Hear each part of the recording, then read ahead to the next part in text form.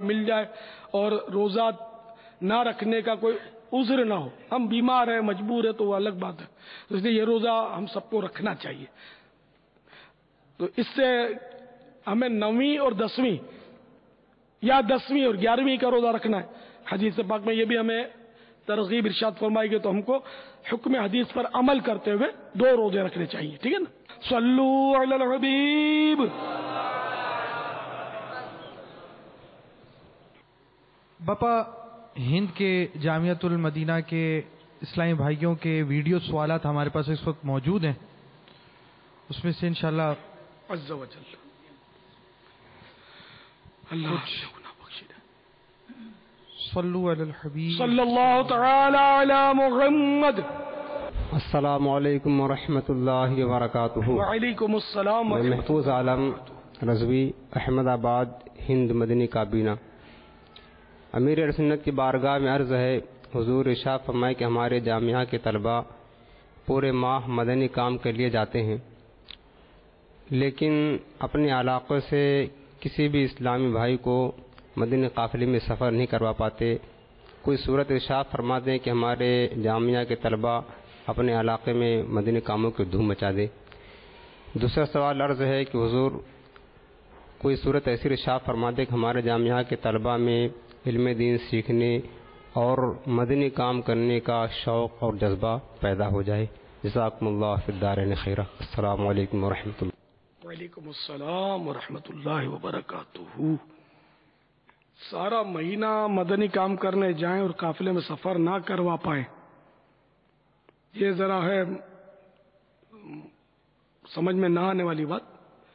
یا تو مدنی کام نہیں کرنے جاتے تو پھر قافلے میں سفر کہاں کروائیں گے؟ مدنی کام کریں گے. یا پھر قافلوں کے سفر کا کسی کا ذہن ہی نہیں ہوگا، قافلوں کی دعوت ہی نہیں دیتے ہوں گے. تو بہرحال یہ کہ دعوت اسلامی کے مدنی کاموں کی سمجھو کہ ریڑھ کی ہڈی جو ہے نا وہ مدنی قافلے. اگر مدنی قافلے دعوت اسلامی کے مدنی کاموں سے نکال دیے جائے نا تو دعوت اسلامی کا ڈھانچہ جو ہے وہ سلامت نہیں رہے گا، وہ سمجھو کہ بالکل کمزور ترین پڑ جائے گا. ریڑھ کی ہڈی تو بدن کو کھڑا رکھتی ہے، وجود کو.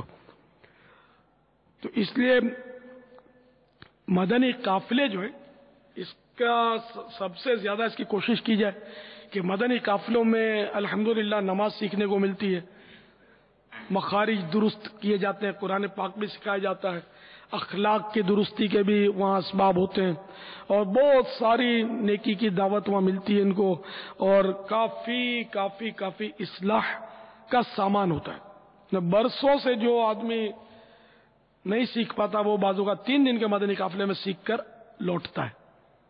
تو اس لیے وہ مدنی قافلوں کی ان طلباء کو، اسلامی بھائیوں کو چاہیے کہ دعوت دیتے رہیں اور انفرادی کوشش کر کے ان کو سمجھاتے رہیں، مدنی قافلوں کے فضائل بیان کرتے رہیں، علم دین کے لیے سفر کرنے کے فضائل بیان کرتے رہیں، علم دین کے فضائل بیان کرتے رہیں. جب علم دین کے فضائل کسی کو معلوم ہوں گے نا تو اس کے اندر علم دین حاصل کرنے کا جذبہ پیدا ہوگا.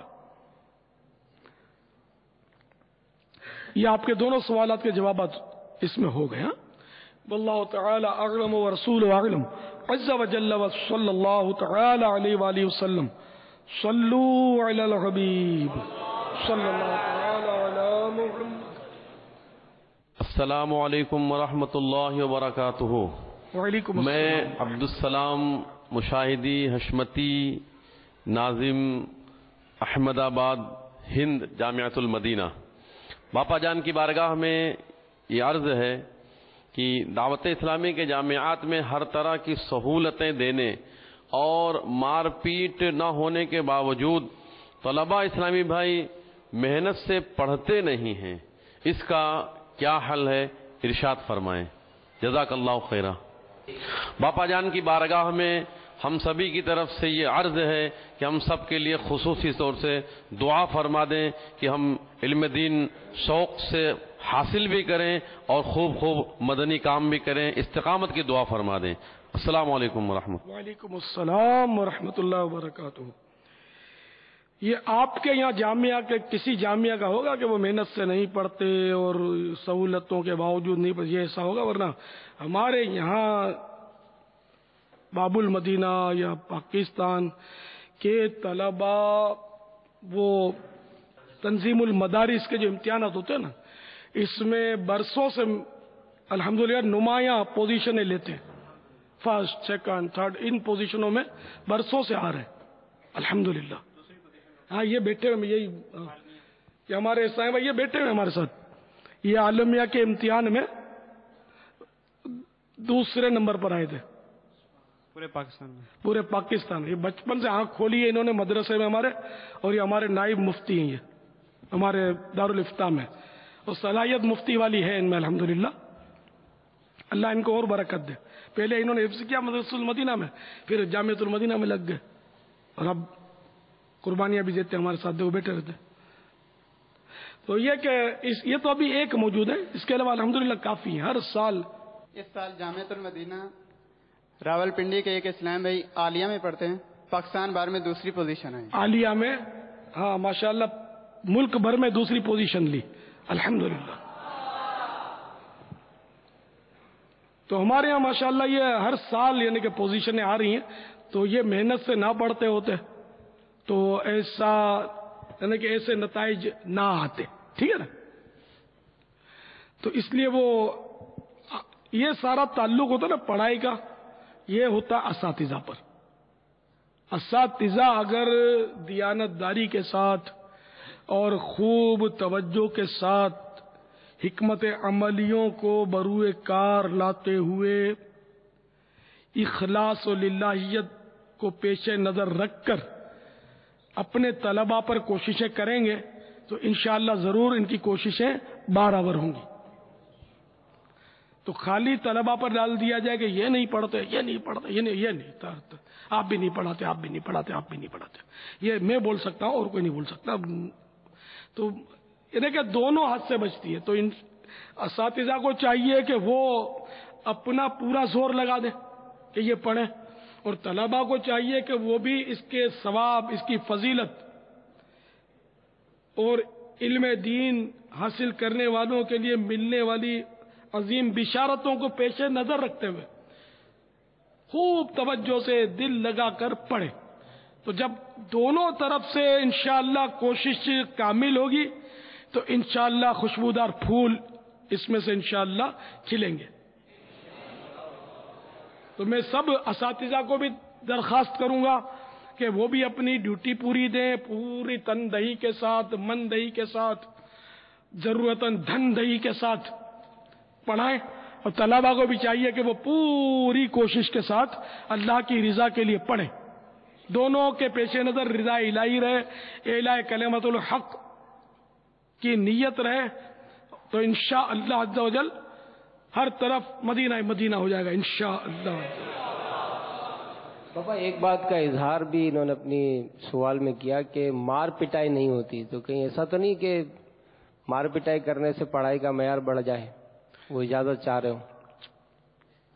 اور جن دنوں مار پٹائیاں ہوتی تھی نا، ان دنوں کا مجھے پتا ہے ماں باپ کس طرح سینے چڑھا کر چڑھائیاں کرتے تھے، اور ہم لوگوں کو ڈھونڈتے ہوتے تھے جب میں بھی پیرے میں نہیں ہوتا تھا، یا غوث پاک جان چھڑانا مشکل ہو جاتی تھی۔ تو اس لیے وہ اب مار پٹائی پر پابندی ڈالنے میں عافیت ہے، کیونکہ یہ مارنے والے پھر شریعت کے دائرے میں بعض اوقات رہتے نہیں، غصہ آ جاتا ہے نا، تو پھر وہ جو یہ مارتے ہیں نا نشانات ڈال دیتے ہیں۔ ایسے واقعات سنے کہ اسکول کے واقعات بھی سنے کہ کسی نے مطلب کسی بچے کو، طالب علم کو، اسکول کے استاد نے ایسا مارا کہ بچہ ہی مر گیا، وہ سریے کے پیچھے چلا گیا۔ یہ اپنے یہاں کا بہت مدینہ کا واقعہ، ہاں اب تو ہاں میڈیا دیتی ہے اس طرح کے واقعہ، ایک واقعہ نہیں ہے، ہوتے رہتے ہیں، توڑ پھوڑ ڈالتے ہیں اس کو، بچے کو نشانات ڈالنا تو عام ہے، آسانی سے نشانات تو پڑ جاتے ہیں۔ تو اسکول میں اجازت ہے نہیں ہے وہ ان کا میٹر ہے، بہرحال مجھے نہیں پتا زیادہ۔ تو اسکول ہو یا مدنی مدرسہ ہو، اپنا کوئی بھی ہو، وہ استاد شاگرد کو شریعت کے دائرے میں رہ کر ہی سزا دے سکتا ہے۔ تو اب چونکہ مطلب یہ شریعت کے دائرے میں سزا نہیں دے پاتے، ایسے جذباتی اساتذہ ہوتے ہیں کچھ،